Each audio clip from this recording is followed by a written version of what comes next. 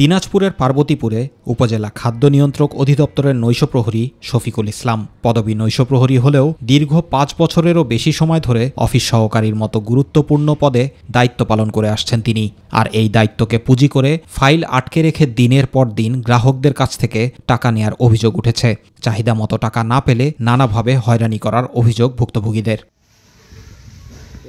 সম্প্রতি নিজ অফিসে শফিকুল ইসলামের ঘুষের টাকা নেয়ার একটি ভিডিও সামাজিক যোগাযোগ মাধ্যমে ভাইরাল হয়। ঘুষের টাকা পেয়ে দিক নির্দেশনামূলক পরামর্শ দিতেও দেখা যায় তাকে। টাকার জন্য আটকে রাখা কাজ একদিনেই করার আশ্বাস দেন অভিযুক্ত শফিকুল।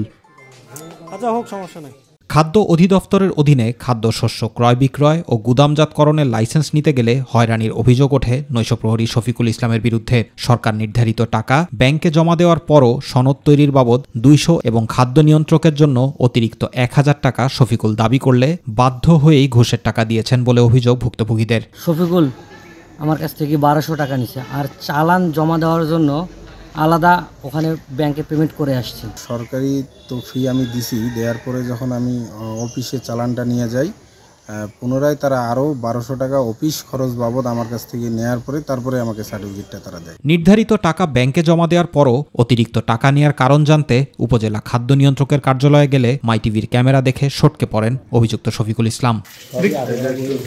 এটা কে নিতে বলছে আপনি সেটা বলেন।